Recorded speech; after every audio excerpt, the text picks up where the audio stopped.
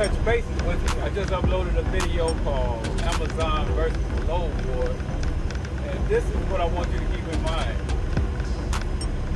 You'll hear me say a lot of times that there's a lot of nuances in things. And you'll hear me say, it depends. Like, which is best? It depends. It depends. And I want you to consider, before just going by Muhammad saying Amazon pays the best, that's relevant to his situation and his objectives. Remember, Muhammad lives in Louisville. There's a distribution center or a drop yard in Louisville, and his objective is to get home more frequently because he has a family. So with those things being relevant, then Amazon is his best case. And he says the rates are better. Because like for me, I used to haul Amazon. You download the Amazon Relay app and create an account there. Just give them the carrier information. But I don't know, I think that's different than what he's talking about with the contract. So it was a contract, it was like a load board inside Amazon Relay. That's been a couple of years now. But anyway, for anybody that's considering getting into Amazon, he was saying the rates was, I think, a little more than $2 a mile, comparing it to rates under $2 a mile. Well, living in the Greensboro area and probably other areas, especially the Midwest, then if you run a regional, you can get more than $2 a mile. You get more than $3 a mile sometimes. You get more than $4 a mile sometimes. The big difference is his primary objective was to get back home. So he couldn't wait around on a load that paid that. Or he wasn't willing to go in a different direction other than home after a certain amount of time. So if you have that freedom, then you have to look at the load board, see what's available, and see if you can find better rates than what Amazon will pay. In other words, you still have to do some research. You can take into account that information and that feedback based on what Muhammad's experience is, but you have to apply that to your situation, if that makes sense, to see if it makes sense for you. And that's all I wanted to say. Out here in Iowa right now, going up to Spencer, just left somewhere. Oh, I just left Perry, Iowa, going up to Spencer. And drop off a tractor, then I'll be going to North Dakota. 2 more stops, headed back in. Oh, and so the reason I'm way out here now is because these are John Deere loads. And they pay between $2 and $3 a mile, very light. And instead of having to reload all throughout the week, Carolina, North Dakota, pretty good, decent run. And now I just need to make my way back to North Carolina, or somewhere. It doesn't matter where I go. But I'll work my way back to North Carolina. I might take 2, 3, 400 mile trips getting back. All depends on what's available. Thanks for watching. Hope you got something out of it. Hey.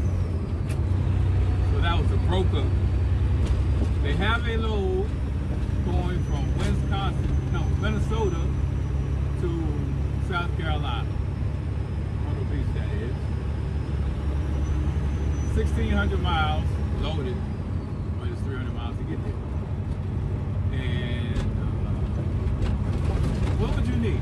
I need $4,000. Oh, I can't pay that. We could do 34. But I'll try to get up to 36. Make me an offer. Like I just made you an offer, 4,000. But that could be a technique that you use. I try to get at least $2 a mile. That's my beginning negotiation, is at least $2 a mile with the deadhead, if it's a long deadhead. And the reason I'm more flexible on those loads because obviously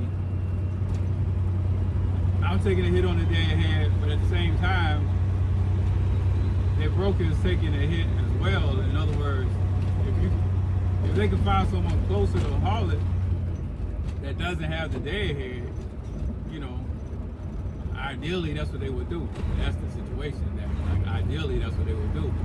So there's a little give and take here. If I was too high and they had someone closer, with the exception of one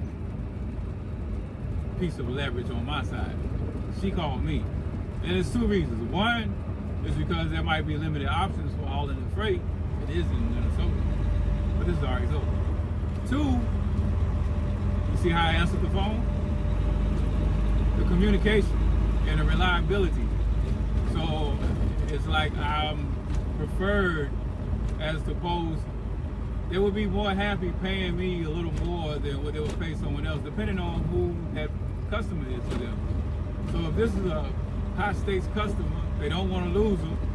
They want to make sure their performance is great, and then they know that I'm reliable, and they can get in contact with me. They can let the customer know what's going on.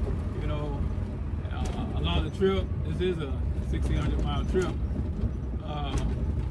That might be a reason they're willing to pay more. So again, you got all these nuances, but that's why it's important to care about how you perform. You hear people talk about, I get there when I get there, this, that, the other. And you think because they're on operator, hey, the world revolves around me, you got to deal with it. We're in the middle of nowhere. They're doing construction. There's a one-lane road right here. That's why you always leave as soon as you can leave. Don't assume that, hey, we're in the middle of nowhere, there's nothing going on, I know how to go through the city. I should be able to make great time and try to plan your trip according to everything going perfectly. You'll be surprised about the things that comes up. Anyway,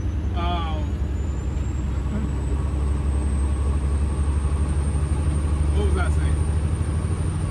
I'm so easily distracted. No, I'm not so easily distracted. We gotta watch the words that we say to ourselves. Because you repeat these words too many times, then you basically program your mind. You don't want to be the one.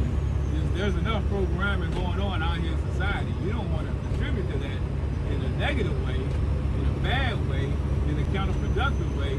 If anything, you want to be intentional about programming yourself in a better way, in a way that's going to be beneficial. I'm always on time. You know, I'm the best driver they got. You know, I'm the best one to haul this load. Always get the best loads. That program runs differently in your mind. It produces a different type of person. It builds a certain type of confidence. It helps with self-esteem as opposed to, I'm so stupid. I'm so, you know, all this negativity that people will say sometimes. Or, yeah, just watch to be mindful of the words that you allow yourself to say to yourself, especially repeatedly. Be mindful and protective of the words you allow other people to say to you too. People always criticize you, always knock you down, always judging you. Hey, reevaluate that relationship. First of all, somebody who's always judgmental, that is one of the traits of a narcissist. So if you get a few more of those, should be a red flag. Anyway, that's that. She's supposed to call me back and let me know if they can do the 4,000 and load it down. I'll let y'all know what happened. Something else to take into consideration though is, like I'm definitely going to be in the middle of nowhere tomorrow. North Dakota, Rugby, North Dakota. And I'm not going to get empty until later on in the day. So my options will be limited for tomorrow.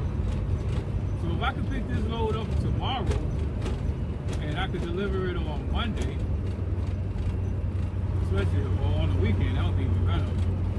I'll take the load for 36.